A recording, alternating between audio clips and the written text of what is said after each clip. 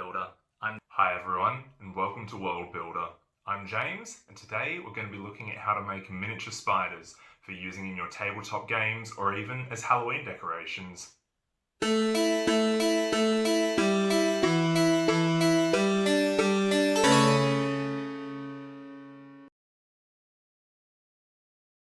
Alright, so first things first, we're going to look at the materials that we need to make this spidery creation. A lot of them are the same as what we'd use for making terrain. So we've got the styrofoam foam card. We've got some traditional styrofoam in block form. We've also got some alfoil, which we'll be using to make part of the body of the spider.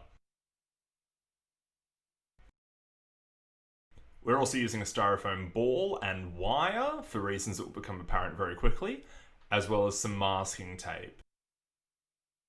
Now for the tools, we've got a compass, a Stanley knife, paintbrush, super glue, hot glue gun, and pliers.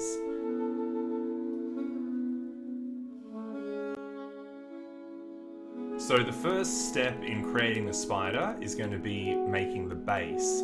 I'm measuring out a circle of 2.5 inches radius. The size isn't particularly important, but I wanted to make a big imposing spider, so I went with a large base. Once you've got the circle marked on the foam card, you can start cutting out the edges. Now that the circle's cut out, I'm just leveling out the edges and making them a little bit neater, and putting a bit of a bevel so that they slope upwards to the inside.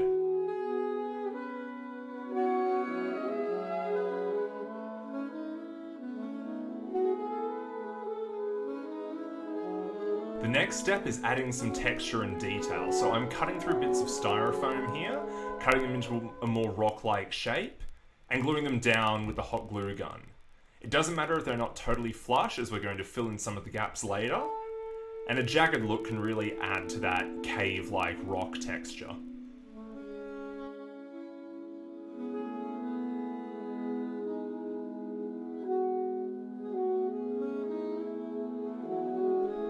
So as I said, I'm gluing the pieces down into place, making sure that they're pretty flush, but also leaving some grooves.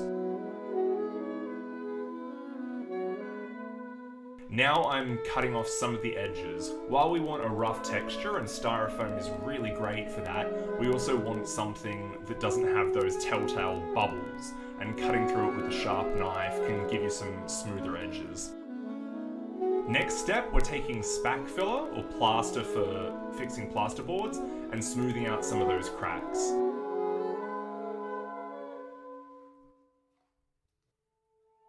Okay, so with the texture of the base done, I'm adding this styrofoam ball that's going to serve as the main body of the spider.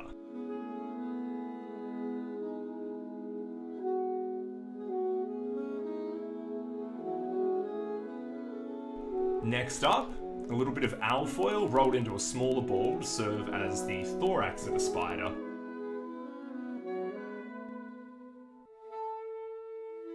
Because the aluminium doesn't hold paint as well as styrofoam does, I'm using masking tape, wrapping it up and leaving no gaps so that we'll be able to paint onto it easier.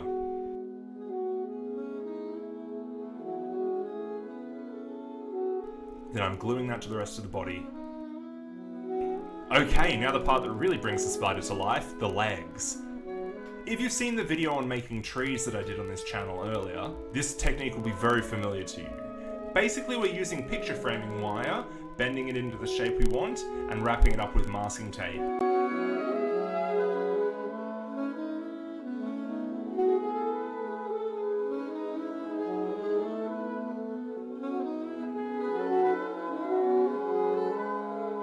Once I have 8 of them of the same shape and size, it's time to get the hot glue gun out again and position them in a way that looks menacing and dynamic.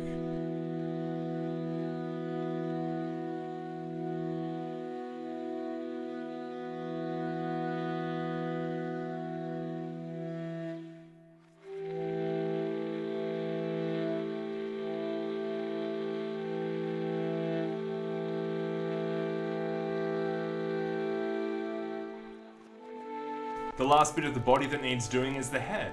Here I'm using the same technique as we used for the thorax, balling up a piece of aluminium foil and wrapping it in masking tape. We also need the spider's fangs, which are done by making rounded cylinders with little points at the end. This part may be a little bit fiddly, so don't worry if it takes you a little longer than the rest.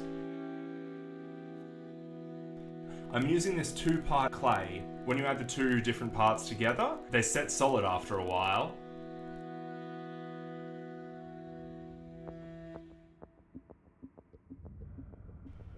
I'm balling these up to make the eyes on the front of the spider's face. So I did lose a little bit of footage in the middle here from my old phone dying unexpectedly, but the only steps that we've missed are doing a base coat of brown and black on the spider that'll give us a nice clean surface to do some of the detailed paintwork on. So I'm starting off by doing a light brown and yellowish ochre pattern. I went for a design similar to a redback's distinctive stripe, only picked out in yellow this time instead. And I've done some stripes around the top of the spider's legs, just to give it a little bit of extra detail.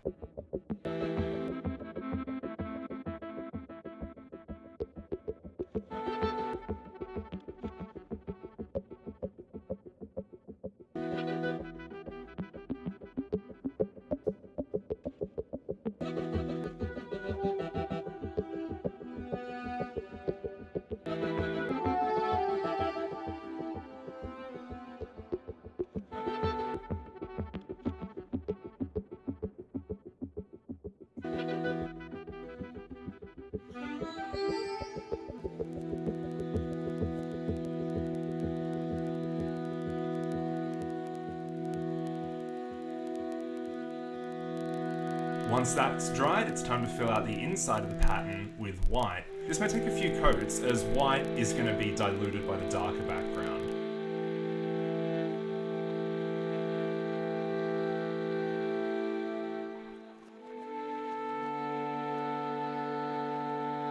Once the paint on the body of the spider is done, it's time to start painting the base. What I did here should be a familiar technique for anyone who's seen other videos on this channel. This is called dry brushing, where you take increasingly lighter shades of a colour and do gentler and gentler passes to bring out more of the textures.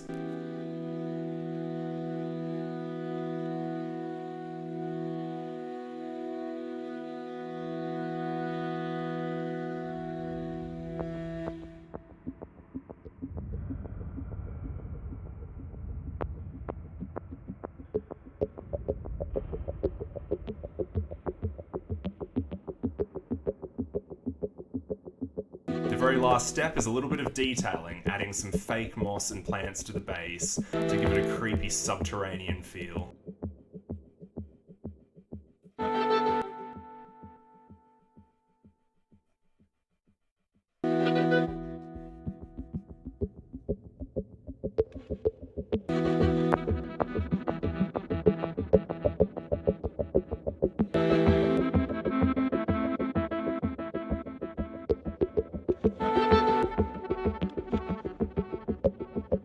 So there we have it, a terrifying creepy crawly spider for using in your tabletop games or as a Halloween decoration.